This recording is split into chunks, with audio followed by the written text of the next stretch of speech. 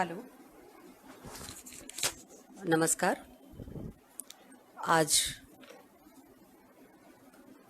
प्रेमचंद पर दोबारा बात करने के लिए हम सब एकत्रित हुए हैं, लेकिन परिप्रेक्ष्य थोड़ा बदलकर। आज का विषय है घर में प्रेमचंद। आमतौर पर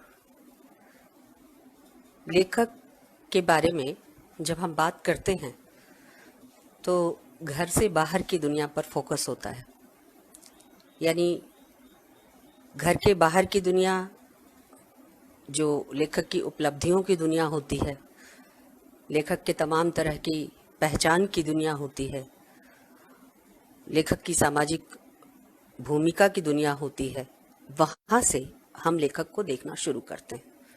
और कई बार साहित्य के क्षेत्र में ये तर्क दिया जाता है कि लेखक को लेखक के तौर पर देखो, लेखक को उसके जीवन में देखने की ज़रूरत नहीं है। लेखक जो लिख रहा है, जो उसकी रचना कह रही है, उतना भर है और वहीं से उसे देखा जाना चाहिए। लेकिन एक लेखक को सिर्फ उसकी रचनाओं के जरिए हासिल नहीं किया जाता, नहीं किया जा सकता। लेखक रचनाओं में जितना होता है, अपने निजी संबंधों और निजी जीवन में भी उतना ही होता है। घर की बात फिर भी मैं कहूँगी कि घर की बात लेखक के लिए, खास करके तब जब वो मेल जेंडर हो, पुरुष हो, तो एक मुश्किल बात है। कारण कि अमूमन घर की जो निर्मिति है, घर की जो अवधारणा है, घर एक कॉन्सेप्ट के तौर पर जिस तरह से बनाया गया है, वो एक फेमिनिन अवधारणा है। घर की पूरी संरचना में स्त्री निहित होती है और उसका श्रम, उसकी ऊर्जा, उसका कौशल, उसकी भावनाएं सब घर को केंद्रित करके विकसित होती हैं, या ऐसा कंडीशन किया जाता है कि ये सारी चीज़ें, स्त्री के जीवन की ये तमाम चीज़ें घर को ही केंद्रित करके विकसित हों। और स्त्री के समाजीकरण की जब समस्या आती है या प्रश्न उठता है, सवाल उठता है, तो हम घर से बात शुरू करते हैं। स्त्री साहित्य को देखें, स्त्री लेखन को देखें, या स्त्री की उपलब्धियों के बयान को देखें, तो तमाम चीज़ें घर से शुरू होती हैं। घर को माइनस करके स्त्री नहीं होती। तो घर के लिए और स्त्री के सामाजिकरण के संदर्भ में घर जितनी सहजता से चला आता है, जितनी आसानी से हम घर का जिक्र कर लेते हैं, पुरुष लेखक के संदर्भ में घर का जिक्र इतना आसान नहीं होता। अमूमन वो घर में कैसा है, घर की स्थितियां कैसी हैं, इन चीज़ों का बयान दबे ढके ढंग से या चलताऊ ढंग से करता है। जितनी भी हमने आत्मकथाएं पढ़ी हैं पुरुषों की या जीवनियाँ पढ़ी हैं, उसमें घर का जो रेफरेंस है, पुरुष के बनने में, पुरुष के एक लेखक, एक महान व्यक्तित्व बनने में घर की भूमिका को न्यूनतम बताया जाता है। घर जैसे एक पासिंग रेफरेंस के तौर पर आता है। तो मैं आज जब प्रेमचंद पर बात करते हुए घर में प्रेमचंद कह रही हूँ, यानी प्रेमचंद घर में कैसे हैं, कैसे रहते थे, कैसे क्या करते थे, उन तमाम चीज़ों से बात शुरू कर रही हूँ, तो थोड़ा सा ये लेखक को प्रचलित नज़रिए से हट कर देखने की कोशिश है। लेखक को घर के भीतर देखने की कोशिश है, उस घर के भीतर देखने की कोशिश है जो सामान्य तौर पर एक सुरक्षित वातावरण माना जाता है, जहाँ हम अपनी सहज भावनाओं के साथ, नैसर्गिक भावनाओं के साथ रह सकते हैं, जहाँ क्रोध व्यक्त करने पर या अपशब्द कहने पर या और किसी तरह का दुर्व्यवहार करने पर कोई बाहर वाला आकर हमें देख नहीं सकता, हमारी गतिविधियों की आलोचना नहीं कर सकता। जो कुछ है वो घर के दायरे के भीतर है। स्त्री, पुरुष और बाकी जो घर के सदस्य हैं, उनके बीच का मामला है। लेकिन घर एक निजी स्पेस होते हुए भी, सुरक्षा का एक संदर्भ बनाते हुए भी, स्त्री पुरुष दोनों के लिए, स्त्री के लिए सुरक्षा के संदर्भ को मैं इन्वर्टेड कॉमास में कहूँगी, लेकिन पुरुष के लिए तो निश्चित निश्चित ही घर आराम और सुरक्षा के संदर्भ से ही बनता है। हालांकि कई बार आर्थिक स्थितियां और अन्य तरह की जो घटनाएं होती हैं वो पुरुष के लिए भी घर को कई बार आराम की जगह नहीं रहने देती, ये दिगर संदर्भ है। लेकिन पुरुष को सिर्फ पुरुष होने के कारण घर में किसी तरह की असुरक्षा का उस कदर सामना नहीं करना पड़ता जितना स्त्री को करना पड़ता है। तो मैं इस सेंस में घर को स्त्री के तुलना में पुरुष के लिए ज़्यादा सुरक्षित वातावरण मानती हूँ। घर स्त्री के लिए उतना सुरक्षित नहीं है तुलनात्मक तौर पर पुरुष के। और घर स्त्री पुरुष दोनों का होता है, लेकिन घर के साथ स्त्री की जिस तरह से कंडीशनिंग की जाती है, पुरुष की उस तरह से कंडीशनिंग नहीं की जाती। घर तमाम सामाजिक भौतिक सुख सुविधाओं और भावनात्मक व्युत्पत्तियों से निर्मित होता है। और एक अन्य चीज जो हमारे सामाजिक व्यवहार में घर के संदर्भ से बनती है वो ये कि हम अमूमन लड़के को प्रोत्साहित करते हैं बड़ा होते ही कि तू घर से बाहर जा, और लड़की को कहते हैं बड़ा होते ही तू घर में रह। और ये एक अलग तरह की दुनिया बना देती है लड़के के लिए और लड़की के लिए। घर से बाहर जाना, बाहर यानी बाहर की दुनिया में अचीव करना, और घर के मामलों में, घर के संबंधों में कम से कम ध्यान देना, वहां अपना कम से कम समय और ऊर्जा खर्च करना। लेकिन लड़की के लिए बाहर की दुनिया से खुद को काट कर जवान होते ही, बड़ी होते ही, जब उसकी उपलब्धियों का समय आरंभ होता है, तब उसे बाहर की दुनिया से पूरी तरह से काट कर घर के अंदर कहा जाता है कि तुम ज़्यादा सुरक्षित हो, बाहर जाओ भी समय से जाओ और तुरंत वापस आओ, बता कर जाओ, सुरक्षित रहो, और हम लोगों को, परिवार के सदस्यों को निश्चिंत रखो। तो ये एक बड़ा सामाजिक व्यवहार का अंतर है जो लड़की और लड़के के लिए अलग है। इसलिए जब हम घर की चर्चा करें और एक बड़े लेखक के संदर्भ से घर की चर्चा करते हैं, तो इन तमाम चीज़ों को जिनसे घर की निर्मित होती है ध्यान में रखने की ज़रूरत है। अगर लड़का घर में रहने लगे बड़ा होकर तो हम उसे घर घुस्सू कहते हैं, क्या जनानियों की तरह घर में घुसे हुए हो, और तुम घर में इतने दिन रह कैसे लेते हो। लेकिन लड़की घर से बाहर जाने लगे तो उसके चरित्र पर, उसके बाहर जाने की गतिविधि पर तमाम तरह की टिप्पणियां आनी शुरू हो जाती हैं। ये बड़ा दिलचस्प मामला है सामाजिक व्यवहार का कि बाहर लड़का बाहर जाए तो अच्छा है, परिवार चाहता है कि बाहर जाए, लेकिन लड़की अगर बाहर जाए तो परिवार के लिए आफत आ जाती है। तो खैर, मैं बात प्रेमचंद के संदर्भ से करना चाह रही हूँ, ये सामाजिक व्यवहार का मसला था।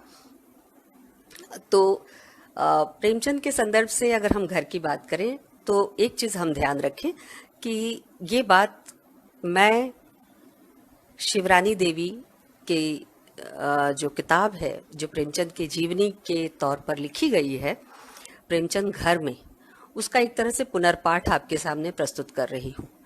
और प्रेमचंद घर में इस किताब की कई तरह से विशिष्टताएं हैं, कई खूबियां हैं जो मुझे आदि से अंत तक बांध के रखी रही।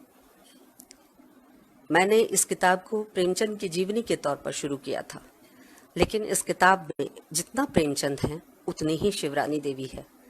इसे जीवनी कहें या आत्मकथा, ये विद्वानों के लिए विचार का विषय है, हो सकता है, क्योंकि शिवरानी देवी इस पूरे जीवनी के लेखन और जीवनी की घटनाओं के वर्णन के क्रम में शिवरानी देवी भी बराबर की उपस्थिति दर्ज कराती हैं। और इन दो लोगों के अलावा दिलचस्प चीज ये है कि इस पूरी जीवनी में प्रेमचंद और शिवरानी देवी के अलावा किसी तीसरे को केंद्र में रखकर उस तरह से विवेचना नहीं की गई। मसलन बाल बच्चों को केंद्र में रखकर कि उनका बच्चों के प्रति प्रेमचंद का क्या नजरिया था, बच्चों के प्रति शिवरानी देवी का नजरिया क्या था, उनके भविष्य और वर्तमान को लेकर किस तरह से सोचते थे, ये तमाम बातें आती हैं। लेकिन बच्चे पिता के बारे में क्या सोचते थे या बच्चों का व्यवहार बच्चों की तरफ से पिता के लिए कैसा था और उसका कोई भावनात्मक या विवरणात्मक कोई वर्णन इस जीवनी में नहीं मिलता। तो केंद्र में जीवनी के या तो प्रेमचंद हैं या फिर स्वयं शिवरानी देवी हैं। ये लोकेशन ज़्यादा नहीं बदलती, जो फोकल एरिया है वो प्रेमचंद और शिवरानी देवी के बीच घूमता रहता है। तो जितना ये किताब, जितनी जीवनी है उतनी ही आत्मकथा भी है। और एक और संरचना के स्तर पर अगर हम बात करें तो और दिलचस्प चीज़ क्या है कि इसमें प्रेमचंद द्वारा लिखी हुई खुद अपने जीवन के बारे में, जो उनका आरंभिक जीवन है, महोबा से आरंभ होता है, उस आरंभिक जीवन के बारे में खुद प्रेमचंद द्वारा लिखे गए कुछ पन्ने शामिल हैं। तो ये आत्मकथा और जीवनी का सम्मिश्रित रूप है और इस लिहाज से इस पुस्तक को पढ़ना चाहिए। और इस पुस्तक के लिए और एक चीज़ मैं कहना चाहूँगी जो काफ़ी मुझे लगता है कि पति पत्नी के बीच के संबंध कैसे होने चाहिए, दाम्पत्य जीवन में जो हिस्सेदारी है स्त्री और पुरुष की, वो किस प्रकार की होनी चाहिए और पुरुष की उसमें भूमिका क्या होनी चाहिए। और स्त्री का अगर व्यक्तित्व रूपांतरित होता है, बदलता है, तो उसमें स्त्री की अपनी पहलकदमी के साथ साथ पुरुष का प्रोत्साहन किस प्रकार का होना चाहिए, ये अगर देखना है तो शिवरानी देवी द्वारा लिखित प्रेमचंद घर में पुस्तक अत्यंत महत्वपूर्ण, इतनी इंटेंस फीलिंग की किताब है ये, इतनी गंभीर संलग्नता की किताब है ये कि आप अंत तक बंधे रहते हैं। अद्भुत इस मामले में ये पुस्तक है जिसमें लगता है कि प्रेमचंद के बारे में जितना कुछ हम शिवरानी देवी के जरिए जान रहे हैं उतना ही हम शिवरानी जी के कलम से स्वयं लेखिका के बारे में भी जान रहे हैं।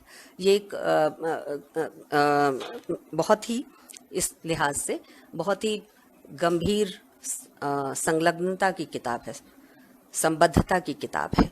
और मैं इस लिहाज से इस पुस्तक का एक तरह से मैं इसकी मुरीद हूँ कि इसको मैंने कई बार पढ़ा, लेकिन आज आपसे बात करने के लिए मैंने फिर इसको तीसरी चौथी बार पढ़ा। और निश्चित तौर पर जब इसको पढ़ते हैं, ये पुस्तक बहुत सहज है। शिवरानी देवी आरंभ में कहती हैं कि मैं क्यों लिख रही हूँ मुझे नहीं मालूम, लेकिन लिखना है, बताना है, इसलिए मैं लिख रही हूँ। और आखिर भी इस पुस्तक के अंत को भी शिवरानी देवी इसी तरह से करती हैं। वो कहती हैं कि मैं कोई लेखिका नहीं हूँ और न कोई कलाकार हूँ, मुझसे ये उम्मीद मत रखिए। ये एक तरह से विनम्र निवेदन है और मॉडेस्टी है, विनम्रता है शिवरानी देवी की कि वो कह रही हैं कि मैं कोई लेखिका नहीं हूँ और ना कोई कलाकार। इस रचना से पाठकों का जरा भी लाभ हो सका तो मैं अपने को धन्य मानूंगी। अब देखिए, जो उद्देश्य है इस रचना का वो पाठकों के लाभ का है। पाठकों का क्या लाभ हो सकता है? पाठकों का लाभ ये हो सकता है कि वो जान जाएं कि प्रेमचंद जैसे बड़े लेखक घर में किस तरह से जीवन यापन करते थे, या उनके जीवन की जो नितांत निजी परिस्थितियां थी, निजी घटनाएं थी, जो उनका वैयक्तिक आचरण था, वो किस प्रकार का था। लेकिन मैं समझती हूँ कि इसमें एक पंक्ति और जोड़नी चाहिए।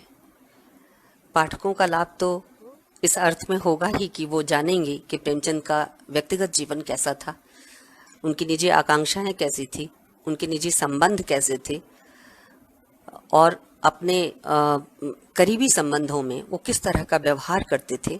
और जो रक्त संबंध है, रक्त संबंध के अलावा भी जो और सामाजिक दायरा है, जो व्यक्ति के निजी अनुभव का, निजी व्यवहार का दायरा है, उसमें प्रेमचंद कैसे मूव करते थे, ये तो हम जानेंगे। लेकिन इसके साथ साथ जो चीज़ सीखनी है, जो चीज़ समझनी है कि प्रेमचंद एक पति के रूप में, एक पुरुष के रूप में, एक गृहस्थ व्यक्ति के रूप में, एक प्रेमी और सखा के रूप में शिवरानी देवी के साथ किस प्रकार रहे और किस तरह से जीवन की हर छोटी बड़ी गतिविधि में शिवरानी देवी के साथ उनका उनका उत्साह बढ़ाते हुए शिरकत की, यह भी पाठक जान सकेगा। यानी दो बड़े व्यक्तित्वों को एक साथ रहना हो तो किस प्रकार रहें कि दूसरे के लिए भी जगह बने, और दोनों में किन बातों पर लड़ाई होती थी, किन बातों को एक दूसरे में पसंद करते थे, सारी चीज़ें इस पुस्तक में बयां की गई है। मैं आगे बढ़ूं इसके पहले इस पुस्तक की जो इसका जो दायरा बनता है इस पुस्तक में, यानी जब हम घर में किसी लेखक को जानना या पढ़ना चाहते हैं तो उसके घर की संरचना में क्या क्या चीज़ें शामिल हो जाएंगी उसके बारे में थोड़ा सा बात करें। मसलन इस पुस्तक में साहित्यिक महत्व के लिहाज से कोई अनूठी चीज़ नहीं है, लेकिन घर के लिहाज से, गृहस्थी के लिहाज से, रिश्तेदारी इत्यादि के लिहाज से, प्रेमचंद तीज त्योहार में किस तरह का बर्ताव करते थे इसके लिहाज से, बीमारी हारी में क्या स्थिति होती थी, कौन किसकी सेवा करता था,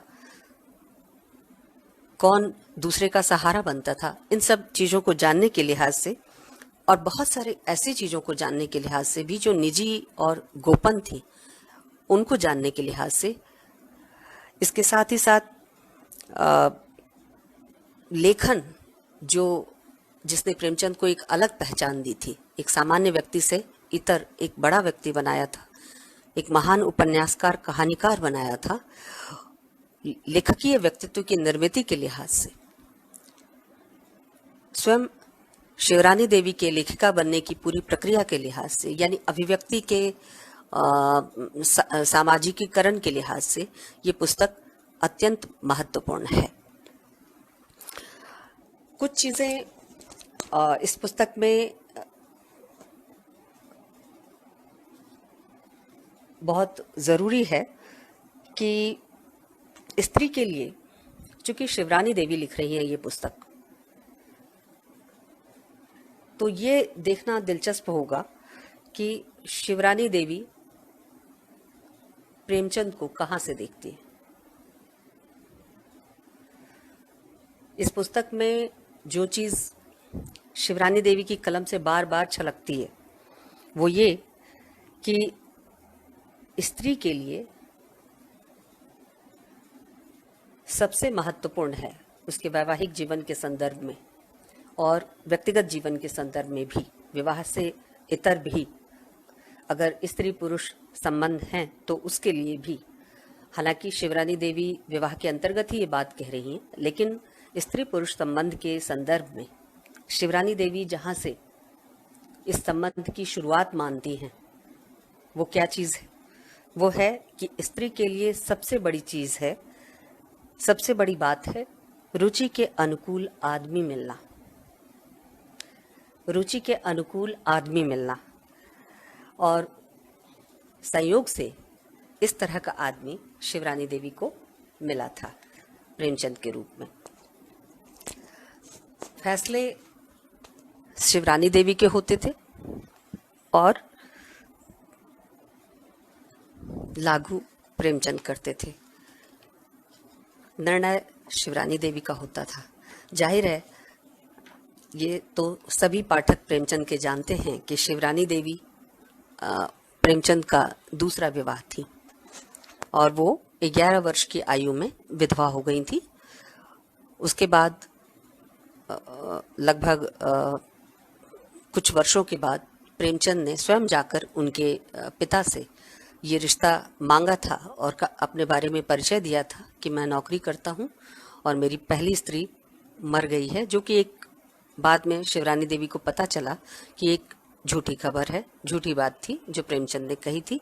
हालांकि प्रेमचंद का ये मानना है कि जो जीवन से दूर है वो मर ही गया। इसी पुस्तक में प्रेमचंद ने इस प्रसंग में जब शिवरानी देवी के साथ बहस चली तो इस बात को कहा कि जो जीवन से दूर चला गया वह मेरे लिए न होने के बराबर है, मृत के बराबर है। और शायद इसी भावना के तहत उन्होंने शिवरानी देवी के पिता को ये समाचार दिया होगा कि मेरी पहली पत्नी मर गई, जो कि वस्तु तथ्य नहीं था। और ये चीज़ बाद में शिवरानी देवी को पता चलती है, और जब पता चलती है तो वो प्रेमचंद से झगड़ा भी करती हैं कि आप क्यों नहीं उनको जाकर लिवा लाते, हम दोनों साथ रहेंगी और प्रेम से रहेंगी। प्रेमचंद कहते हैं कि नहीं, तुम्हारा उनसे झगड़ा होगा और मेरा जो गृहस्थ जीवन है वो नारकीय बन जाएगा। और ये प्रेमचंद का सही निर्णय था एक तरह से, क्योंकि जो व्यवहारिकता थी वो पहले भी प्रकट हो चुकी थी जब उनकी पत्नी और उनकी सौतेली माता में बनती नहीं थी। जो हो, इस पूरी परिघटना में प्रेमचंद और शिवरानी देवी के बीच जो बातचीत चलती है इस पूरी परिघटना में एक चीज स्पष्ट होती है कि शिवरानी देवी ये जानते हुए यह सत्य के प्रकट होने पर कि उनकी पहली पत्नी थी, उनको ससम्मान बुलाना चाहती थी। ये घटना शिवरानी देवी ने इस पुस्तक में लिखी है। यानी प्रेमचंद के जो दोष थे, शिवरानी देवी ने उसे छिपाने का काम नहीं किया, और दोनों की बातचीत में शिवरानी देवी का जो व्यक्तित्व है वह प्रेमचंद से ज़्यादा दृढ़ता के साथ, ज़्यादा कह सकते हैं ज़्यादा स्थिरता के साथ सामने आता है।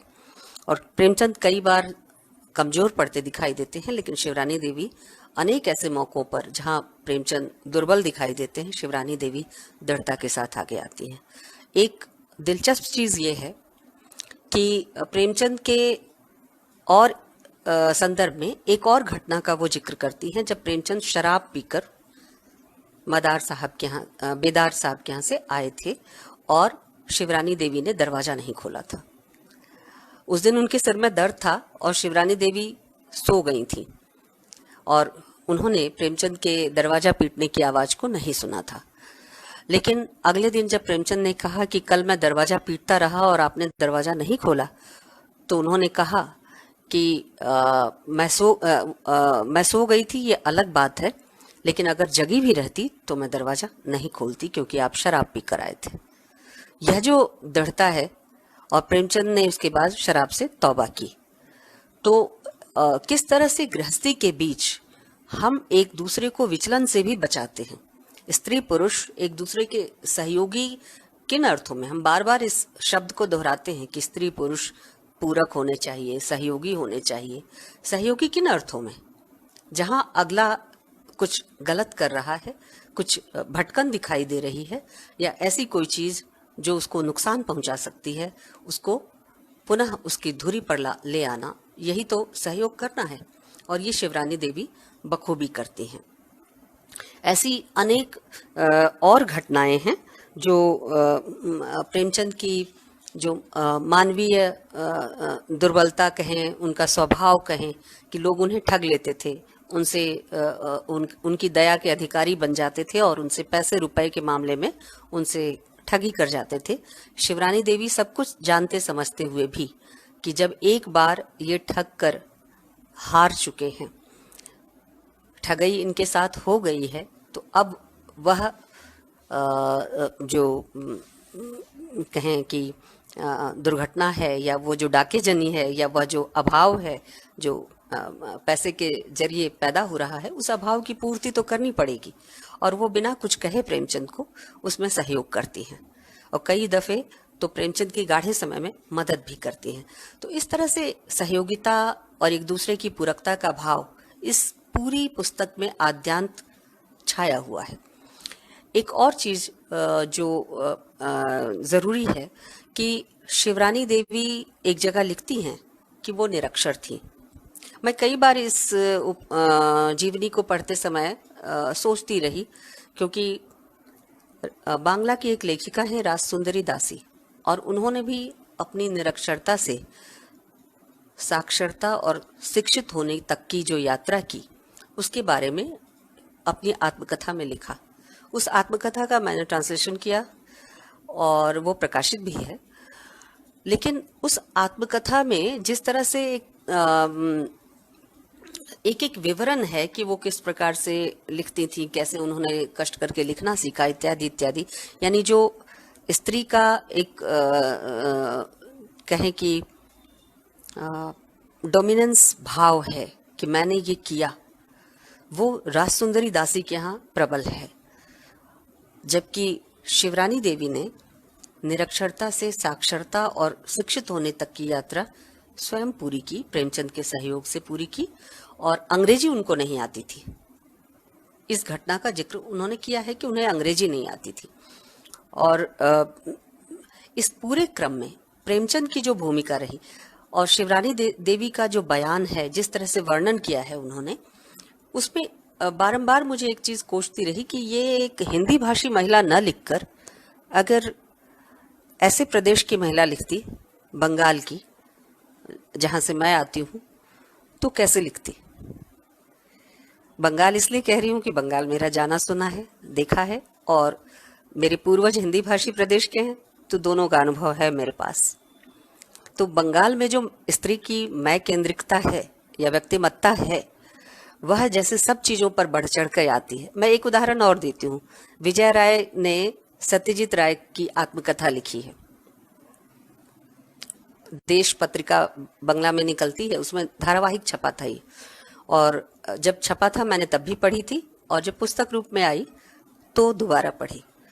उसमें भी विजय राय द्वारा सत्यजीत राय की लिखी हुई आत्म जीवनी में बारंबार विजय राय ने क्या किया और किस तरह से उन्होंने संयोजित करके खाना पकाया, जन्मदिन मनाया और तमाम चीजें की, मैंने ये किया, मैंने वो किया।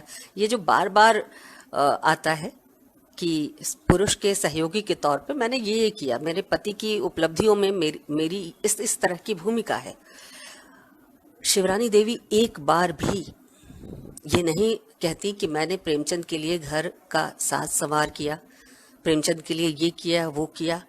वो ऐसा लगता है जैसे आधा काम प्रेमचंद ने किया बाहर जाकर और बाकी बचा काम शिवरानी देवी ने कर दिया। यहाँ तक कि बाहर जाकर अगर प्रेमचंद ने कोई गलती की, किसी को पैसे दे आए, किसी से पैसे हार आए, तो उसकी पूर्ति भी शिवरानी देवी घर के अंदर से कर रही हैं। तो एक कॉम्प्लीमेंट्री तत्व, एक अद्भुत समरसता दोनों के जीवन में, और उस वर्णन में जीवन में रहा होगा तभी वो वर्णन में भी आया है। उस वर्णन में, उस नरेशन की भाषा में दिखाई देती है। यहाँ बढ़ चढ़कर बताने का भाव नहीं है कि मैंने ये किया प्रेमचंद के लिए, मैंने वो किया प्रेमचंद के लिए। एक साइलेंट भाषा है, एक अद्भुत पैशनेट भाषा है, जो प्रेमचंद से शिवरानी देवी की संलग्नता को, उनके प्रेम को प्रदर्शित करता है, उनकी गहरी संबद्धता और गहरे जुड़ाव को प्रदर्शित करता है। ये एक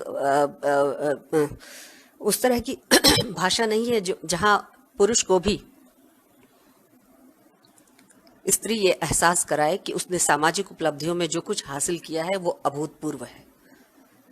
प्रेमचंद को शिवरानी देवी ने महान बना दिया हो अपने इस लेखनी के जरिए, ऐसा नहीं है। मनुष्य रूप प्रेमचंद का जितना चित्रित हो सकता था, जबकि प्रेमचंद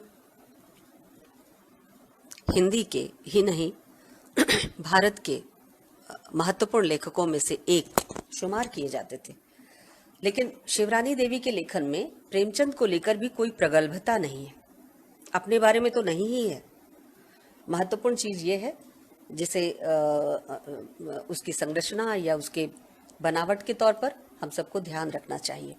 और मैं यहीं एक घटना का उल्लेख करूंगी जिसकी चर्चा अभी अभी मैंने की कि किस तरह से साक्षर और शिक्षित तक की यात्रा शिवरानी देवी ने की। शिवरानी देवी साफ साफ लिखती हैं कि वो पढ़ी लिखी नहीं थी, और उन्होंने पढ़ना लिखना सीखा, और कैसे सीखा, क्या सीखा, उसका वर्णन बिल्कुल नहीं है। लेकिन वो एक पंक्ति में एक जगह लिखती हैं इस पुस्तक में कि वो निरक्षर थी और उन्होंने सीखा सब कुछ।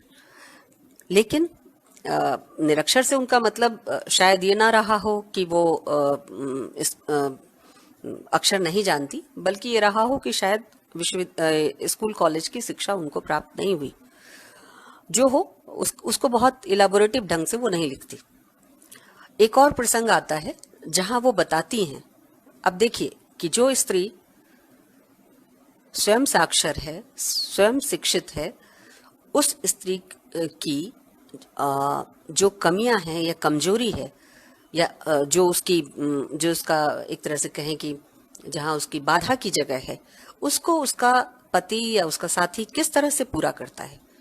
प्रेमचंद अपनी फुर्सत के क्षणों में, यानी प्रेमचंद के दिनचर्या का विशद वर्णन शिवरानी देवी ने किया है, और साथ साथ अपनी दिनचर्या का भी।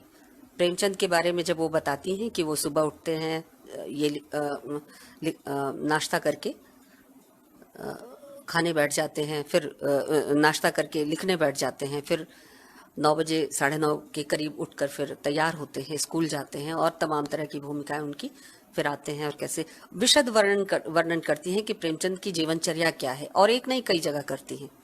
लेकिन उस जीवनचर्या में प्रेमचंद के वर्णन के क्रम में बार बार प्रेमचंद को महान नहीं बताती, एक सामान्य मनुष्य के तौर पर ही प्रेमचंद को चित्रित करती। और प्रेमचंद जब रात को घर वापस आते हैं तो जिस तरह से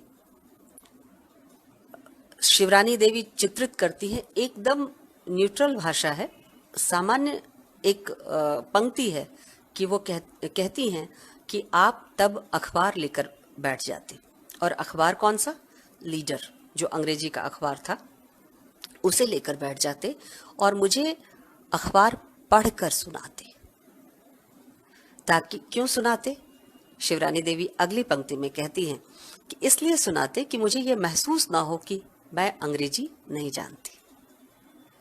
यानी प्रेमचंद के पास आप सोचिए, प्रेमचंद के कद का लेखक घर में अपनी पत्नी को सिर्फ इसलिए अखबार पढ़ के सुना रहा है कि वह अंग्रेजी नहीं जानती।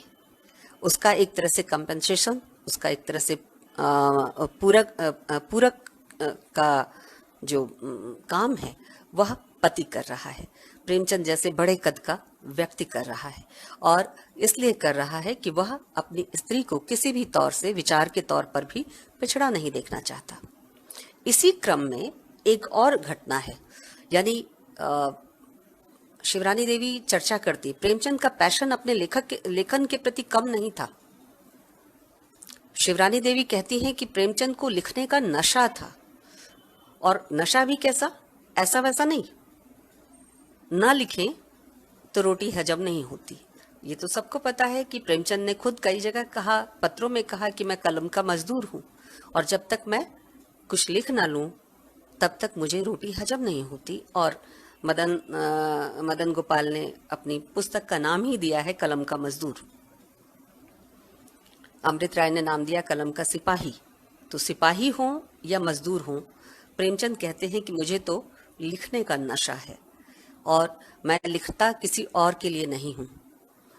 अन्य जगहों पर प्रेमचंद जैसे लेखक जब लिखता है तो बताता है कि वह किस लिए लिख रहा है, उसके सरोकार क्या है, उसकी संबद्धता क्या है।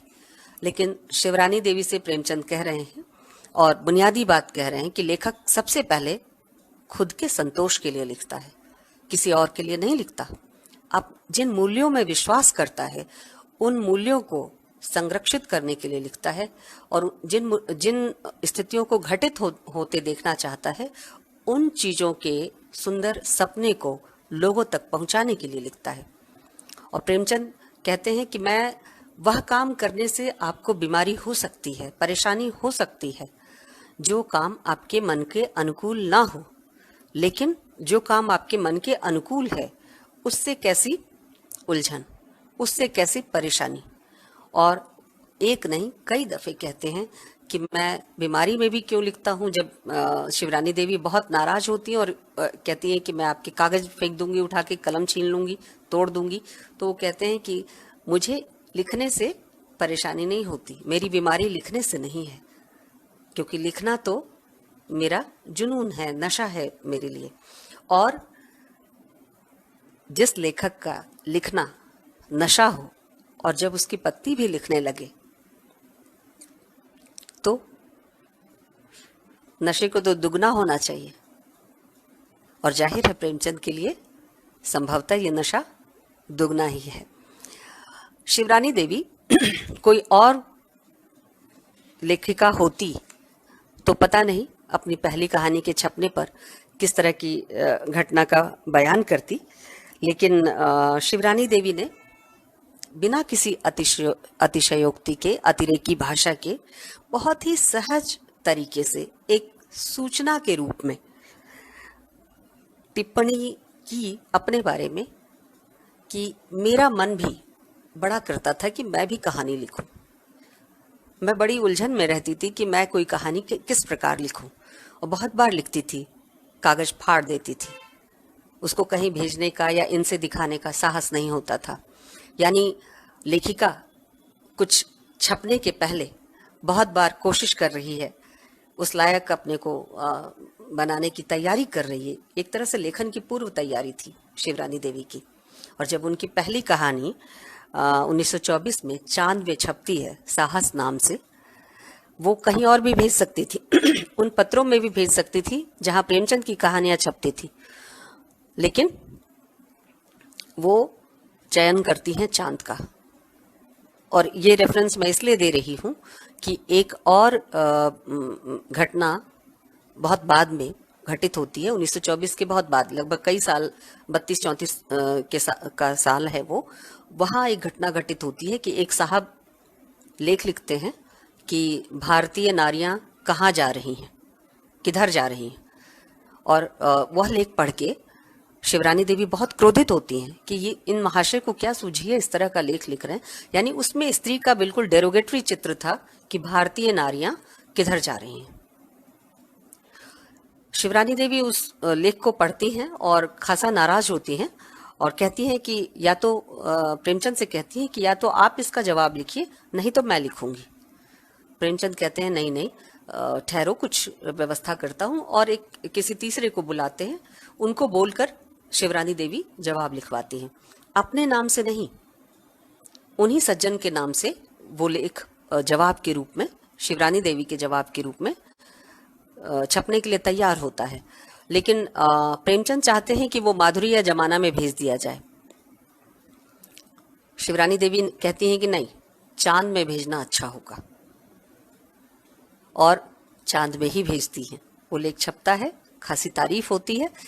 और चांद के संदर्भ में मैं इसलिए कहना चाहती हूँ कि चांद की भूमिका स्त्री केंद्रित अंकों के कारण, स्त्री केंद्रित लेखों के कारण काफ़ी प्रोग्रेसिव कह सकते हैं या स्त्री के पक्ष में कह सकते हैं। तो जो चयन है चांद का पहली कहानी छपने के लिए भी, और उन सज्जन के लेख के छपने के लिए भी, लेख के जवाब के छपने के लिए भी, यानी भारतीय नारियां किधर जा रही हैं, इसके जवाब के रूप में जो आलेख तैयार करवाती है शिवरानी, वह भी चांद में छपने के लिए जाता है। तो चांद की भूमिका इस लिहाज से महत्वपूर्ण है। और पहली कहानी भी शिवरानी देवी की सन 1924 में साहस नाम से चांद में ही छपती है। और जब ये कहानी छपती है तो देखिए, ये जो टैग है ना, अगर लड़की लिख रही है यानी स्त्री लिख रही है, तो कोई ना कोई पुरुष होगा जो उसके दिमाग को नियंत्रित किए होगा। बिना सहारे के, बिना सहयोग के तो लिख ही नहीं सकती। सोचने का काम तो उसका है नहीं, लिखे ही कैसे। और जब प्रेमचंद की पत्नी यानी शिवरानी देवी की कहानी छपती है तो प्रेमचंद पर आरोप लगता है। चूंकि प्रेमचंद नामचीन लेखक थे, कहानीकार के रूप में उनके यश से पूरी दुनिया वाकिफ थी, तो प्रेमचंद पर यह आरोप लगता है कि ये कहानी हो ना हो प्रेमचंद ने लिख दी है।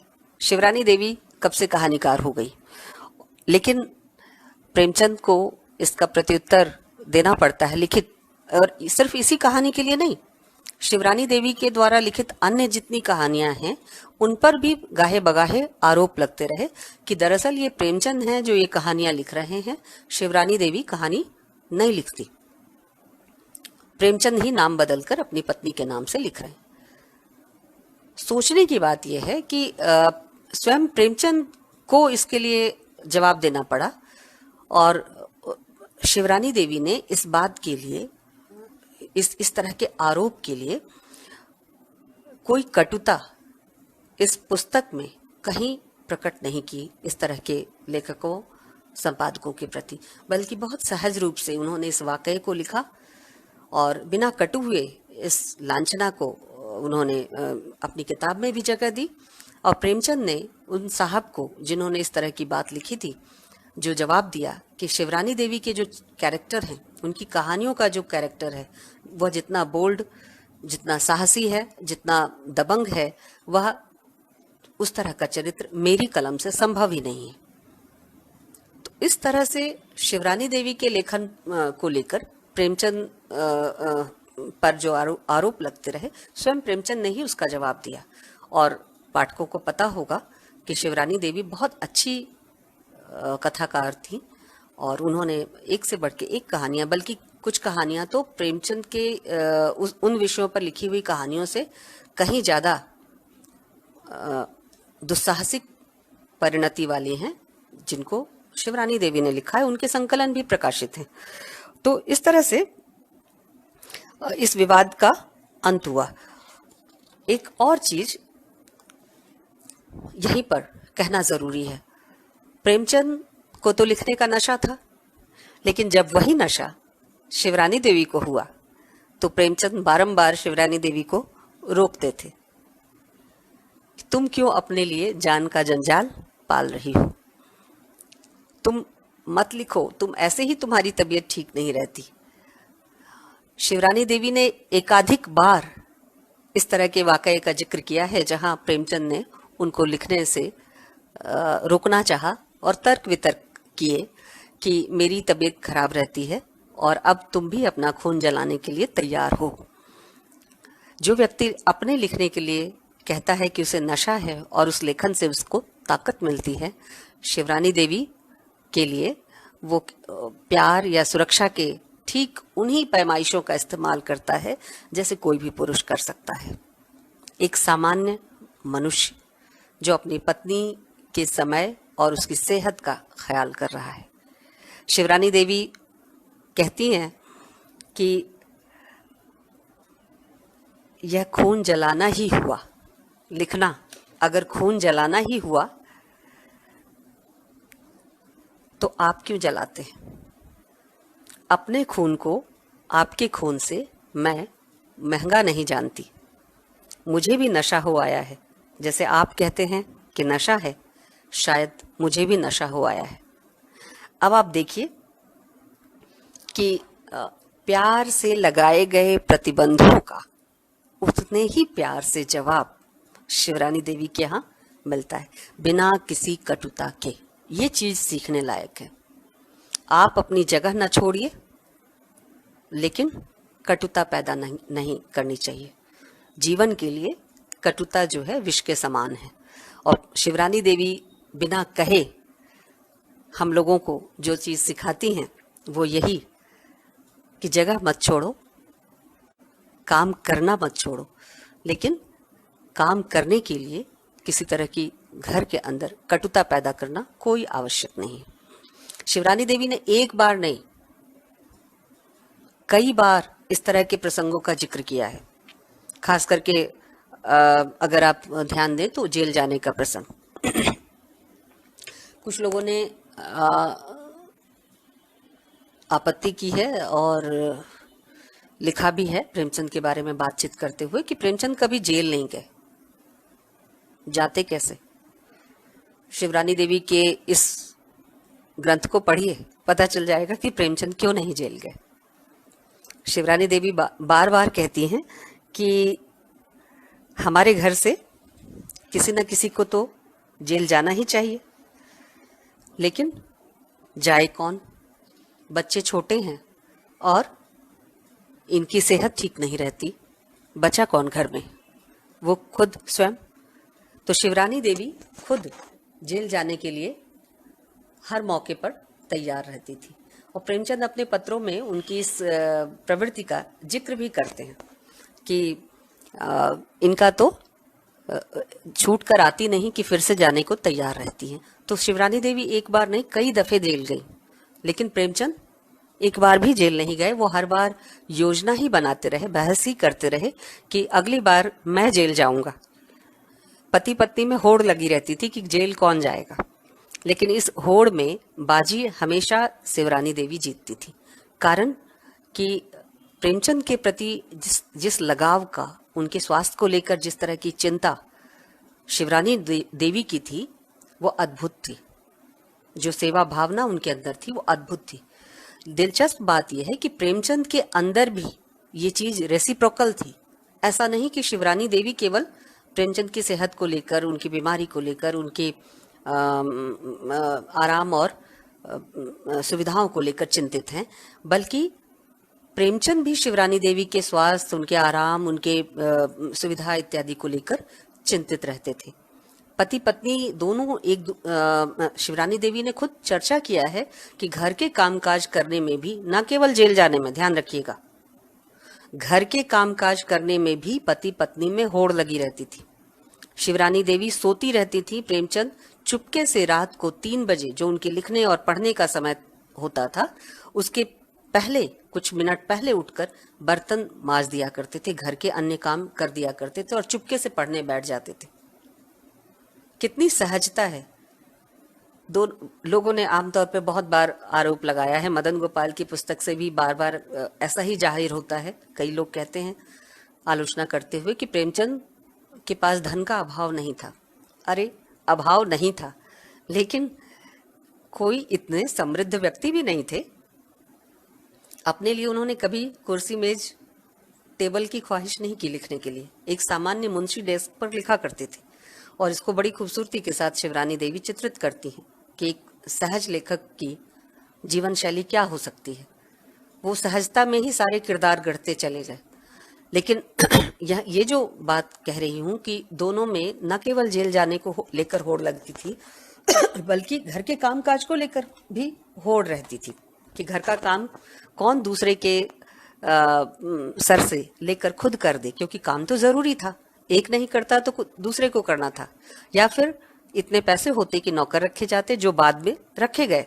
लेकिन जब नौकर नहीं था तो ये स्थिति थी कि पति पत्नी में घर के कामकाज को लेकर भी होड़ रहती थी। प्रेमचंद के संदर्भ से शिवरानी देवी ने एक जगह भी नहीं लिखा कि प्रेमचंद ने शिवरानी देवी पर या बच्चों पर या अन्य किसी पर झुंझलाहट उतारी हो, ये कहा हो कि वो अभी लिख रहे हैं, पढ़ रहे हैं, समय नहीं है, या वो इतने बड़े लेखक हैं, उनको रचना करना बहुत ज़रूरी है, तो घर के अन्य काम, अन्य जिम्मेदारियां एक तरफ, और वो एकांतवास करके लेखन करेंगे।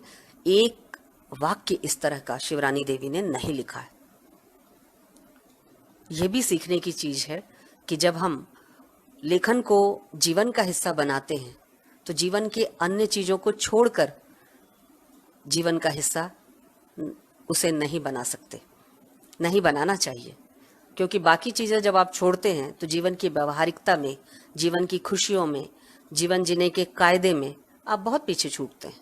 एक चीज को प्राप्त करने में दूसरी चीज का हनन होता है।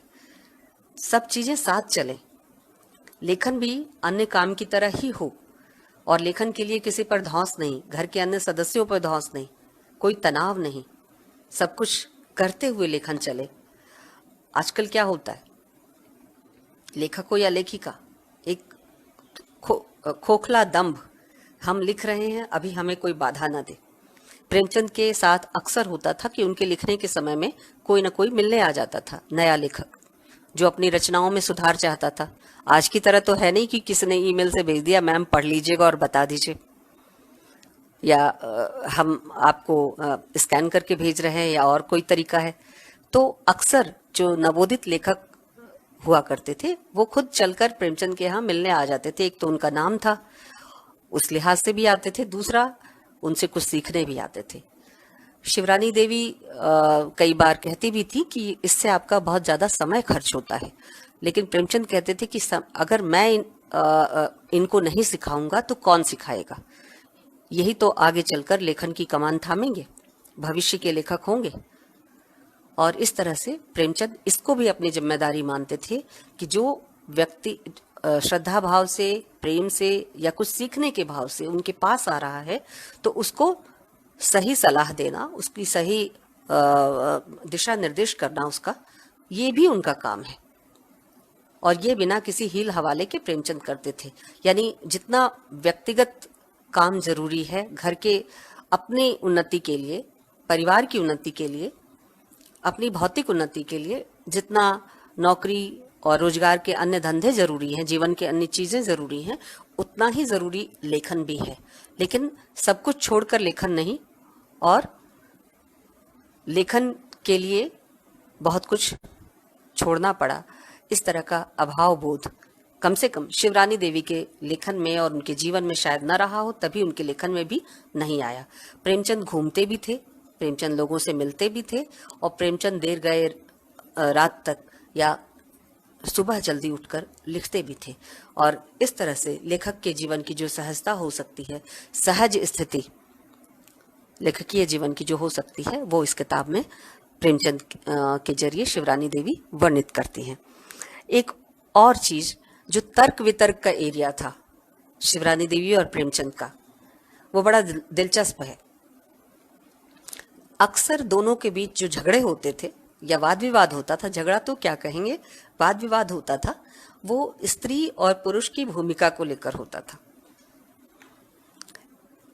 किसी स्थिति में स्त्री क्या करती और पुरुष क्या करता है, इसकी विवेचना के कारण तर्क वितर्क होते थे।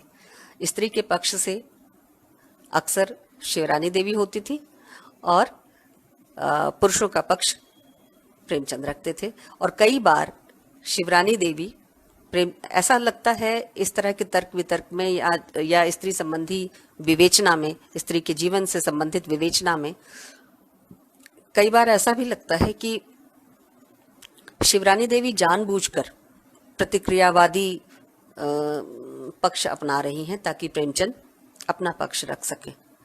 ऐसी कई जगहें हैं, लेकिन कई ऐसे जगहें भी हैं जहां प्रेमचंद से सीधे सीधे शिवरानी देवी असहमत होती हैं और बहुत ही इंटेलिजेंट तर्क के जरिए प्रेमचंद की काट, उनके तर्कों की काट प्रस्तुत करती हैं। मसलन मैं एक उदाहरण देना चाहती हूँ।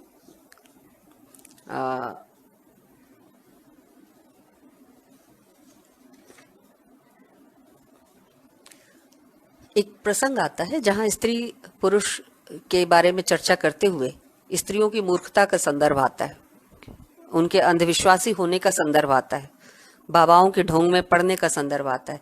जाहिर है हम सब जानते हैं कि प्रेमचंद बाबाओं को, साधुओं को पसंद नहीं करते थे। वो इस समाज पर उन्होंने अपने एक उपन्यास में, मुझे ध्यान नहीं आ रहा, सेवा सदन में ही शायद, उन्होंने एक महंत का जिक्र किया है और महंत जी की सवारी का रोचक वर्णन किया है। और वहाँ वो बड़े उससे कहते हैं कि इन साधुओं का बोझ अगर भारत पर कुछ कम होता तो भारत की खुशहाली और बढ़ती। तो साधुओं को लेकर और महंतों को लेकर वो बड़े उत्साही नहीं रहे और आलोचना करते रहे। तो इन साधुओं के चक्कर में, इन बाबाओं के चक्कर में महिलाएं ज्यादा फंसती हैं, बात इस पर हो रही थी।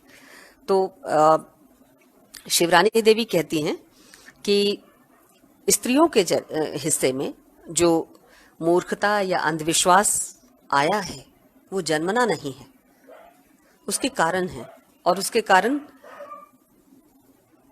सामाजिक है। और सबसे ज्यादा तो उसका कारण यह है कि पुरुष जाति ने ही उन्हें मूर्खता का पाठ पढ़ाया है, उन्हें मूर्खता में जीना सिखाया है, आनंद लेना सिखाया है, उनकी मुक्ति का मार्ग उनकी मूर्खता से होकर जाता है, ये सिखाया है। और इस बहस को आगे बढ़ाते हुए शिवरानी जी सवाल करती हैं कि स्त्रियों को इस प्रकार से मूर्ख बनाकर, मूर्ख रखकर या मूर्ख बनाए रखने में पुरुषों को क्या लाभ हुआ। ये तो अगर स्त्रियों को मूर्ख बनाए रखने में पुरुषों का कोई लाभ होता, तात्कालिक लाभ तो दिखता है लेकिन दीर्घकालिक लाभ नहीं है। कारण स्त्रियां अगर मूर्ख होंगी, अशिक्षित होंगी, अंधविश्वासी होंगी तो इससे पुरुषों को भी नुकसान होगा, पूरे समाज को नुकसान होगा। शिवरानी देवी का तीखा सवाल है कि स्त्रियों को मूर्ख बनाए रखकर पुरुषों को क्या लाभ हुए। और फिर कहती हैं कि अगर स्त्रियों को मूर्ख बनाए रखकर पुरुषों को कोई लाभ नहीं हुआ तो मूर्ख कौन हुआ, स्त्री या पुरुष। और वो कहती हैं कि प्रेमचंद को संबोधित करते हुए कहती हैं कि तो आप स्त्रियों को कैसे मूर्ख बताते, पुरुष वर्ग स्वयं मूर्ख है जो स्त्रियों को मूर्ख बनाने चला है। यह तो उसी तरह हुआ कि दूसरों के असगुन के लिए अपनी आंख फोड़ ले, समझदारी इसे नहीं कहते। एकदम तर्क प्रवण बात शिवरानी देवी कहती हैं। और एक और चीज मैं कहूंगी, शिवरानी देवी चाहती थी कि पुरानी सभ्यता में बहस करती हैं प्रेमचंद के साथ और उसमें आधुनिक सभ्यता पर बहस होती है। देखिए, मैं एक चीज यहाँ कहना चाहती हूँ, आधुनिकता को जिस तरह से हमारे यहाँ डिफाइन किया गया है और तमाम कला रूपों में, विशेषकर साहित्य और सिनेमा में आधुनिकता के संदर्भ जिस तरह से आए हैं, उसका जिस तरह से सिंबलाइजेशन किया गया है, प्रतीकीकरण किया गया है, आधुनिक स्त्री का हो या आधुनिक जीवन शैली का हो, आधुनिकता के तमाम संदर्भों को प्रायः विध्वंसक चित्रित किया गया है। यानी मॉडर्निटी क्या है, आधुनिकता क्या है, पुरानी चीजों को नष्ट करते हुए आ रही है, पुरानी परंपराओं के लिए खतरा पैदा करते हुए आ रही, तो वह विध्वंसक है। वह एक तरह से संस्कृति पर आक्रमण है, परंपराओं पर आक्रमण है। और इस तरह से आधुनिकता को लेकर कोई उत्साहजनक रवैया साहित्य और सबसे प्रभावी आज का जो मीडियम है सिनेमा, उसमें नहीं दिखाई देता। और कुछ कुछ इसी तरह की बात शिवरानी देवी कहती, चूंकि आधुनिकता का जाहिर है कि जो आधुनिक संदर्भ आए हैं वो पुराने को नष्ट करते हुए ही आए हैं। और दो चीजों पर आधुनिकता का अटैक या उसका प्रभाव सबसे ज्यादा पड़ा है। एक तो संयुक्त परिवार की संरचना पर और दूसरा स्त्री पुरुष संबंध पर। अगर आप गंभीरता से इसे देखें तो हमारा लेखक, हमारा आलोचक जिस चीज को लेकर सबसे ज्यादा विसुरता रहता है, और ये 70-80 तक के दशक तक है, जब तक महिलाओं ने प्रखरता के साथ, स्त्री रचनाकारों ने, आलोचकों ने प्रखरता के साथ लिखना बोलना शुरू नहीं किया था, तब तक ये रोवन पिट्टन है साहित्य में कि संयुक्त परिवार टूटा जाता है, संयुक्त परिवार के मूल्य बिखरे जाते हैं, संयुक्त परिवार की संस्कृति नष्ट हुई जाती है। और ये सब क्यों हो रही है? क्योंकि आधुनिक चेतना आ रही है, आधुनिकता आ रही है। और आधुनिकता आ कैसे रही है? आधुनिकता आ रही है स्त्री के बदल जाने से। यानी पुरानी परंपराओं और पुरानी संस्कृतियों का बोझ जिस पर लदा हुआ था, वह बोझ लादने वाली कोई और नहीं, स्त्री थी। और स्त्री अब उसको लादना नहीं चाहती, तो संस्कृति बदल रही है। प्रेमचंद से यहाँ विपरीत मत प्रकट करते हुए, यानी आधुनिकता का एक नेगेटिव कॉन्सेप्ट हमने बना रखा था। आधुनिकता से चीजें बनती हुई साहित्य और सिनेमा में नहीं दिखती, वहां चीजें संबंध टूटते हुए दिखते हैं। आधुनिकता तमाम दुर्गुणों को लेकर आती है। यानी नायक अगर मॉडर्न है तो वो अपने लिए जीना चाहता है, वो माँ बाप संयुक्त परिवार को नहीं देखना चाहता, वो अलग घर करके रहना चाहता है, वो अपनी स्त्री और अपने से अतिरिक्त नहीं सोचना चाहता, सेल्फ सेंटर्ड है। और वो आधुनिकता के और दुर्गुण क्या है कि वो नशा करता है, वह अन्य माने और जितने भी एडेड व्यवहारिक दुर्गुण हो सकते हैं, वो सब कुछ आधुनिकता के साथ नत्थी कर दिए जाते हैं। एक तरह से ये एक अजीब कॉकटेल तैयार होता है आधुनिकता का हमारे साहित्य और सिनेमा के अंतर्गत। मैं इस प्रसंग, चूंकि ये अवान्तर है इसलिए इस पर ज्यादा विस्तार नहीं जाना चाहती। हालांकि एक कमेंट आ रहा है कि मैं इस पर और कहूं, लेकिन फिर कभी किसी और प्रसंग के संदर्भ में ये बातें होंगी। फिलहाल हम लौटें कि आधुनिकता के क्रम में जो नई जीवन शैली आ रही थी, उसको लेकर प्रेमचंद और शिवरानी देवी में क्या तर्क वितर्क हो रहा था। शिवरानी देवी यहाँ प्रेमचंद की तुलना में, देखिए प्रेमचंद पुरुष होने के नाते एक बड़ा एक्सपोजर उनके सामने था और उनकी जो उनका जो संपर्क संबंध था वो भी बड़ा था।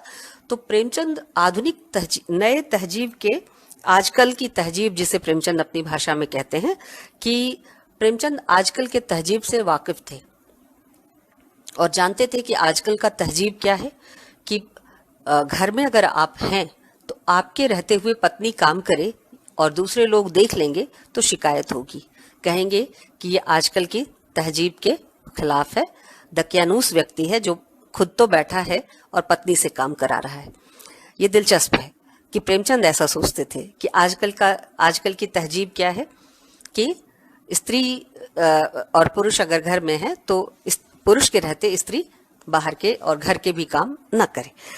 लेकिन शिवरानी देवी आजकल के तहजीब के पक्ष में नहीं है, वो स्त्री पुरुष संबंध के लिहाज से इसके विपक्ष में खड़ी हैं और वो कहती हैं कि स्त्रियां अपने मन से शादी कर ले तो वह दुर्भाग्य का दिन होगा।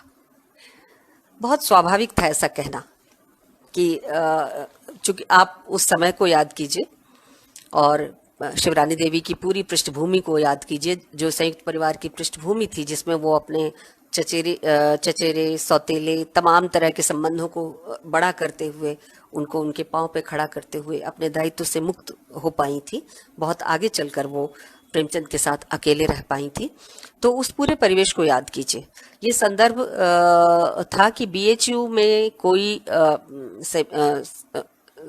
कोई गोष्ठी थी और उसमें प्रेमचंद को बुलाया गया था। तो अभी प्रेमचंद का सत्र शुरू होने में कुछ समय था, तब तक प्रेमचंद नहर के किनारे किनारे पत्नी को लेकर घूमने चले गए और वहां पर उन्होंने कॉलेज विश्वविद्यालय के छात्रों को और छात्र छात्राओं को जिस तरह से बैठे देखा, बातचीत करते देखा, उससे शिवरानी देवी थोड़ा डिस्टर्ब होती हैं और प्रेमचंद भी उसकी आलोचना करते हैं। लेकिन शिवरानी देवी कहती हैं कि वो सबसे खराब दिन होगा जब स्त्रियां अपने मन से शादी कर लें, वो दुर्भाग्य का दिन होगा। लेकिन प्रेमचंद कहते हैं कि तब तुम चाहती क्या हो, आजकल की तहजीब के खिलाफ जाना चाहती क्या हो। तो शिवरानी देवी का जवाब होता है कि मैं पुरानी सभ्यता में सब कुछ को छोड़ देने की हामी नहीं हूँ, पुरानी सभ्यता में जहाँ खामी हो उसमें सुधार चाहती हूँ। अब प्रेमचंद का जवाब सुनिए, ये पीढ़ियों के अंतराल का प्रसंग है। प्रेमचंद का जवाब है कि तुम सुधार चाहती हो तो तुम्हारे बच्चे अवश्य उसे मिटा देना चाहेंगे। यानी अगर हम जिस चीज को खराब मानकर उसमें थोड़ा सा तरमीम चाहते हैं, वो हमारी अगली पीढ़ी के लिए शायद वो पूरी तरह से बदल देने के योग्य होगा। और इसलिए प्रेमचंद कहते हैं कि तुम उसमें थोड़ा सा सुधार चाहती हो और अवश्य ही तुम्हारे लड़के उसको मिटा देना चाहेंगे। और इस तरह से प्रेमचंद और शिवरानी देवी के तर्क वितर्क घर में और आपस में बातचीत करते हुए चलते हैं। प्रेमचंद लगातार स्त्रियों के पक्ष में लिखते रहे, अपने तमाम उपन्यासों में, कहानियों में स्त्री के पक्ष में लिखते रहे।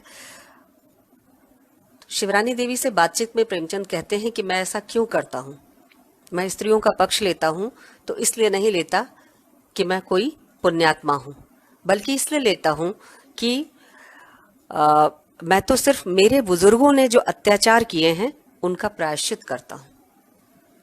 मैं अगर स्त्री का पक्ष लेता हूँ, स्त्री के पक्ष से कुछ कहता हूँ, तो मैं स्त्री पर उपकार नहीं कर रहा, बल्कि मेरे बुजुर्गों ने जो अत्याचार किए हैं मैं केवल उसका प्रायश्चित करता हूँ।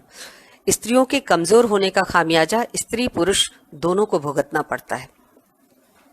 एक और चीज, परिवार के भीतर आचरण का सवाल बहुत महत्वपूर्ण सवाल है। ये बाकी सारी बौद्धिक बहसें एक तरफ की जा सकती हैं, लेकिन परिवार के भीतर आचरण का, परिवार के सदस्यों के आचरण का सवाल महत्वपूर्ण सवाल है।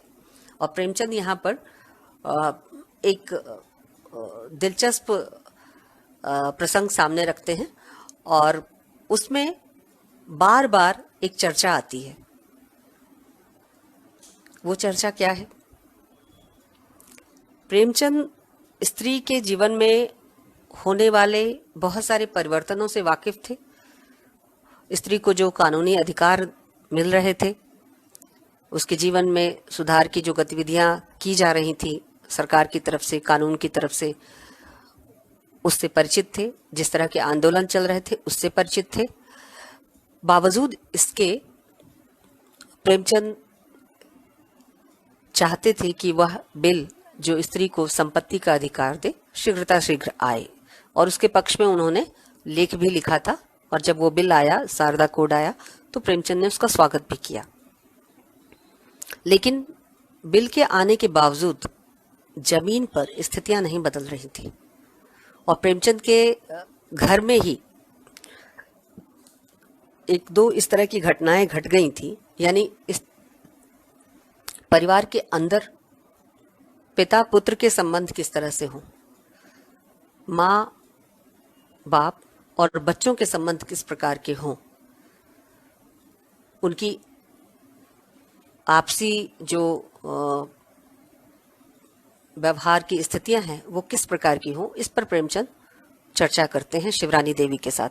क्योंकि घर के अंदर का, घर के भीतर के डायमेंशन का ये एक महत्वपूर्ण सवाल है, आचरण का सवाल, संबंधों की मर्यादा का सवाल, संबंधों में एक तरह से जिम्मेदारी और जिम्मेदारी के साथ साथ लगाव का सवाल।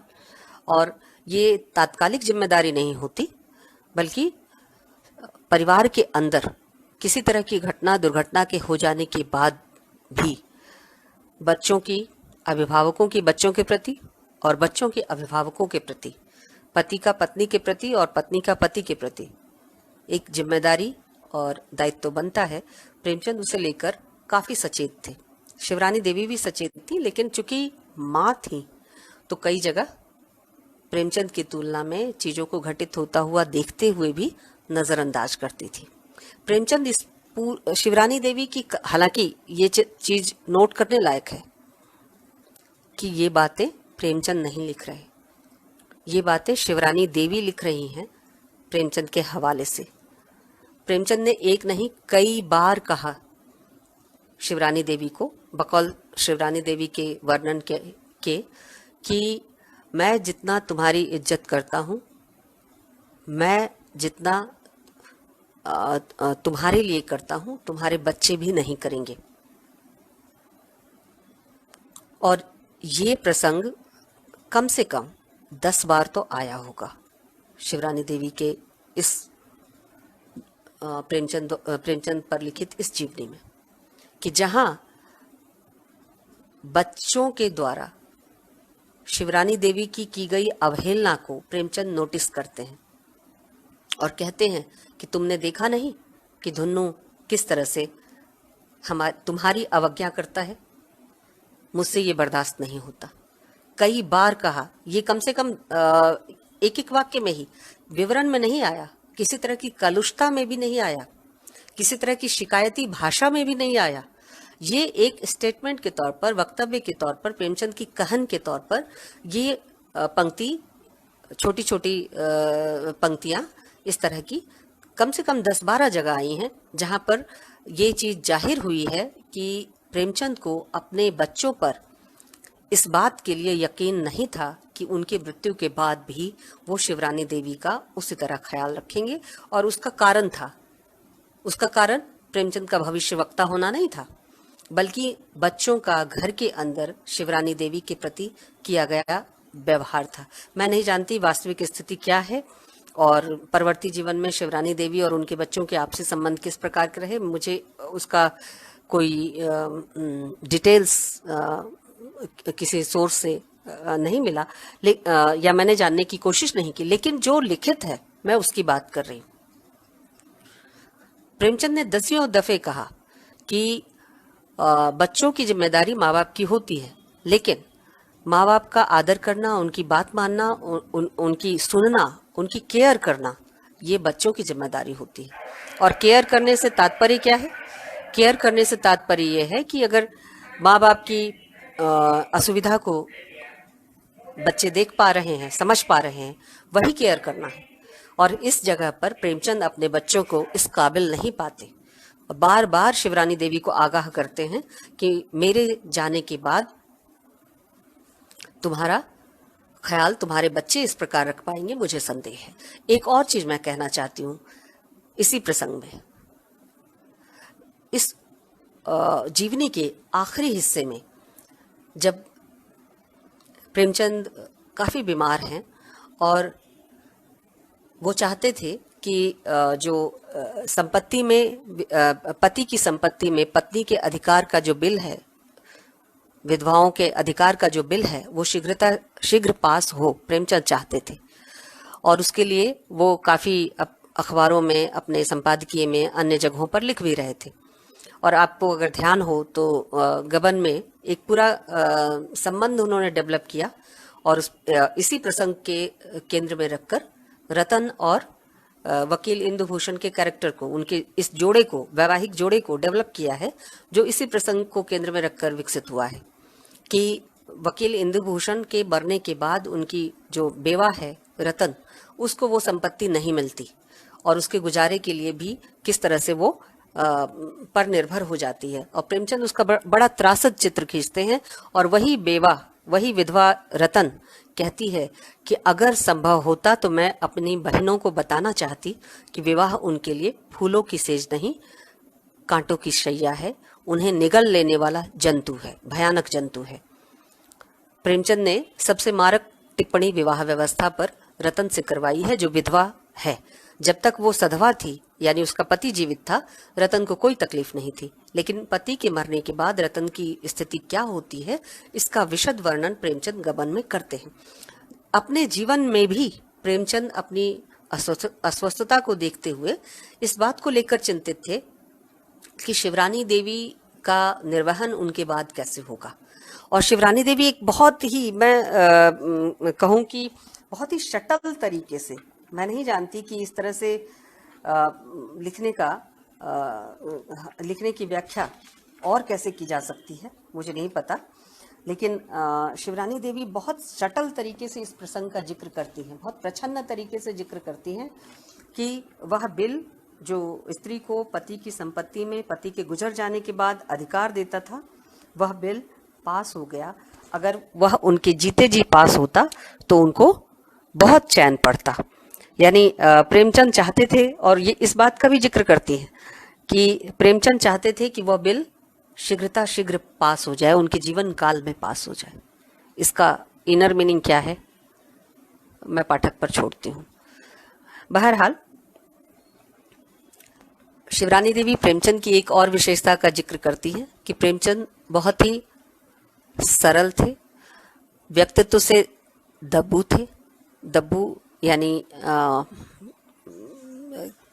किसी की बात सहज स्वीकार कर लेने वाले बाहर व्यवहार में, और दब्बू का अर्थ ये नहीं कि कायर, सहज ही किसी की बात को, अपनी बात मनवाने का की हठधर्मिता उनके अंदर नहीं थी और सहज ही दूसरों की बात ही स्वीकार कर लेते थे। तो इसलिए शिवरानी देवी कहती है कि वो दब्बू थे।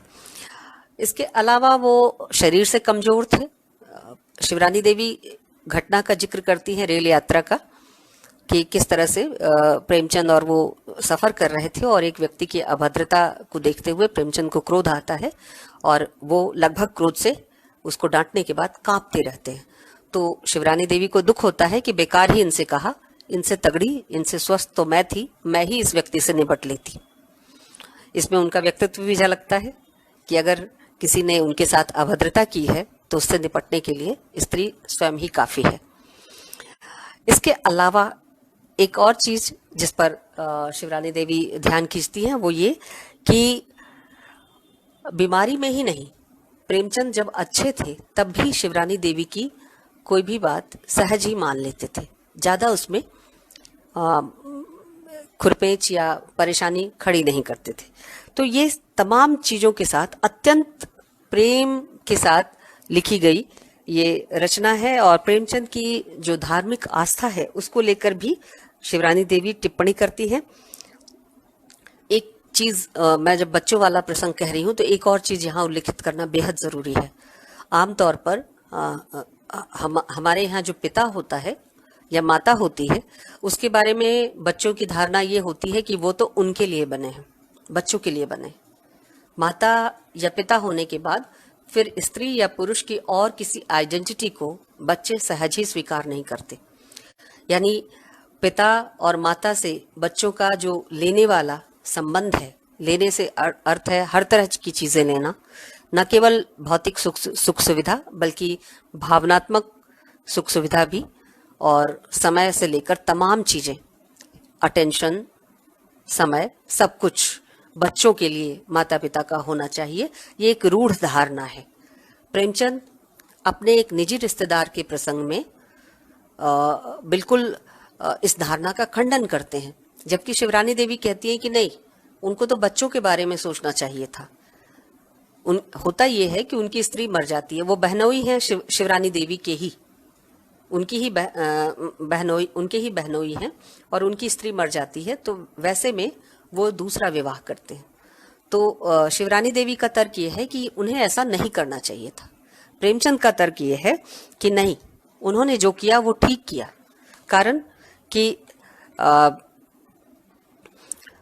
हर व्यक्ति को अपनी तपस्या को भोगने का अधिकार होना चाहिए।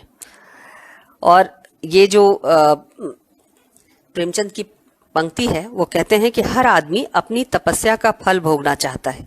यह क्या कि बच्चों के लिए ही सब कुछ करो, उन्हें पढ़ा देने तक अपना धर्म है, वे तो दूसरों का प्रबंध कर सकते हैं।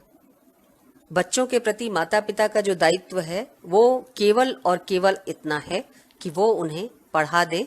पढ़ाने का अर्थ है उनको रोजगार के लिए, उनको व्यक्ति के रूप में निर्मित होने के लिए एक सहारा हम तैयार कर देते हैं। इसके बाद जब बच्चे समर्थ हैं, पढ़ लिख गए हैं, तो अपने कौशल का, अपनी बुद्धि का इस्तेमाल करके उपार्जन करना सीखें।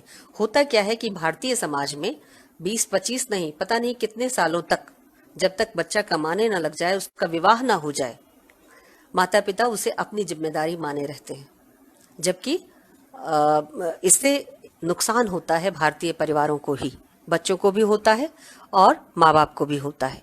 उन्हें अपने लिए जीने का समय नहीं मिलता। प्रेमचंद इससे सहमत नहीं है कि पढ़ा लिखा देने के बाद भी बच्चों के प्रति और कोई दायित्व माता पिता का बचा रह जाता है। तो जो बच्चे सुन रहे हैं, जो विद्यार्थी मुझे सुन रहे हैं या सुनेंगे, मैं उनसे प्रेमचंद की इस टिप्पणी और इस दृष्टिकोण को साझा करना चाहती हूँ कि सावधान, आपके पिता आपको पढ़ा लिखाने के बाद और जो कुछ दे रहे हैं वो अतिरिक्त दे रहे हैं। उनके प्रति भी आप लोगों का दायित्व है, प्रेमचंद ऐसा मानते हैं। और यही नहीं, एक और प्रसंग है जहां सरकारी नौकरी और राजा अलवर द्वारा दी गई जो राय साहिबी थी, दोनों को ठुकराने के बारे में प्रेमचंद शिवरानी देवी की सलाह लेने आते हैं। सरकारी नौकरी छोड़ते समय विशेष तौर पर उस प्रसंग को ध्यान से पढ़ना चाहिए। उस प्रसंग में प्रेमचंद अपनी पत्नी से राय लेने आते हैं कि मैं ये नौकरी छोड़ूं या ना छोड़ूं। अगर छोड़ता हूं तो तुम्हें कष्ट होगा, आमदनी एकदम से घट जाएगी और हम सब अत्यंत कष्ट में दिन बिताने के लिए मानसिक रूप से तैयार हों, तब तो मैं ये निर्णय ले सकता हूं। तो वहां बाल बच्चों का भी संदर्भ आता है कि बच्चों का क्या।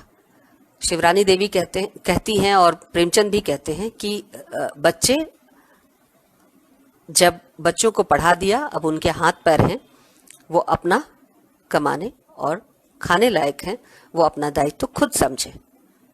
अगर वो योग्य होंगे तो बहुत कुछ पैदा कर लेंगे, संपत्ति जोड़ लेंगे, उनके लिए मुझे संपत्ति जोड़ने की जरूरत नहीं है। और इस तरह से यह जो दृष्टिकोण है, एक ऐसे व्यक्ति का दृष्टिकोण है जो न केवल अपने लेखन में बड़ा है, बल्कि वह संग्रह और संचयन की प्रवृत्ति से भी, संपत्ति जमा करने की भावना से भी दूर है। कई लोग आरोप लगाते हैं कि प्रेमचंद के पास तो प्रेस था, प्रेमचंद के पास तो मकान था और बहुत सारी चीजें थी, लेकिन प्रेस था और प्रेस में प्रेमचंद किस तरह के मालिक थे उसका विवरण भी शिवरानी देवी ने बड़ा दिलचस्प दिया है कि प्रेमचंद वहां मालिक तो थे, लेकिन चलती मैनेजर की थी।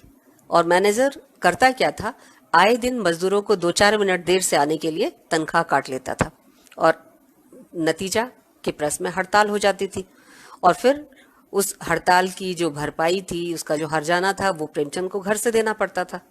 तो वह नहीं चाहते थे कि मजदूरों के साथ इस तरह का दुर्व्यवहार मैनेजर करे, लेकिन मैनेजर अपनी वर्गीय प्रवृत्ति से लाचार था। तो इस तरह से यह जो पूरी जीवनी है वो बड़ी दिलचस्प है। मैं आखिरी पंक्ति आपके साथ शेयर करना चाहूंगी, जहां प्रेमचंद कहते हैं, शिवरानी देवी और प्रेमचंद की बातचीत में ही है कि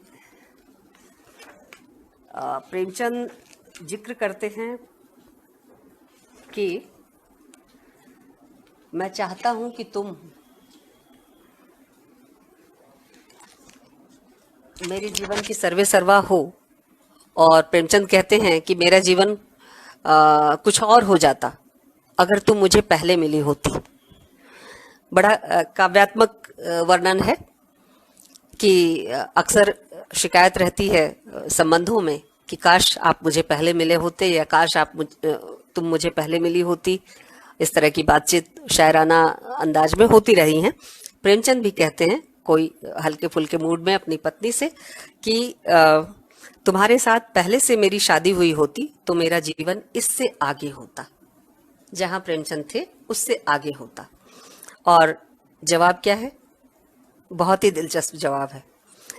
शिवरानी देवी कहती हैं कि तुम अपनी चाची जो उनकी सौतेली माँ थी, तुम अपनी चाची के साथ मेरी भी मिट्टी पलीद कर देते, फिर तुम्ही ने कौन सी मदद मेरी की। मुझे खुद इस घर में स्थान बनाना पड़ा, अपने लिए भी तुम्हारे लिए भी।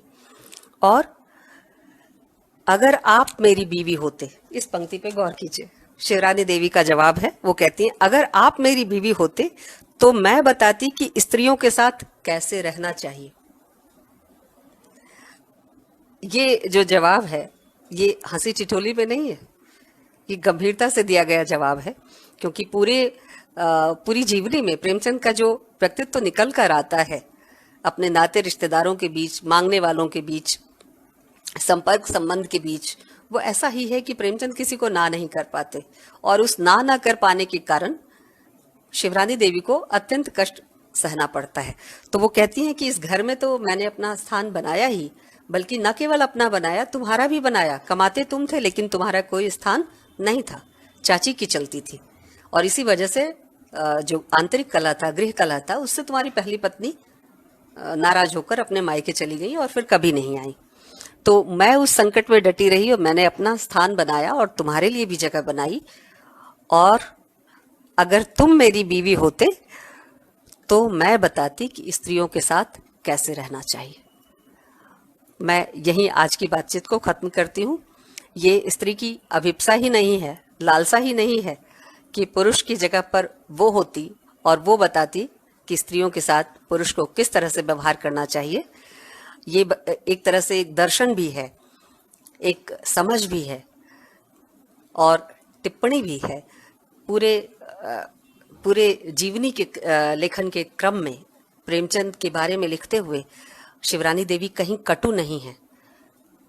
कोई पंक्ति ऐसी नहीं आई जहां शिवरानी देवी की कटुता प्रेमचंद के प्रति किसी भी मामले को लेकर प्रकट हुई हो।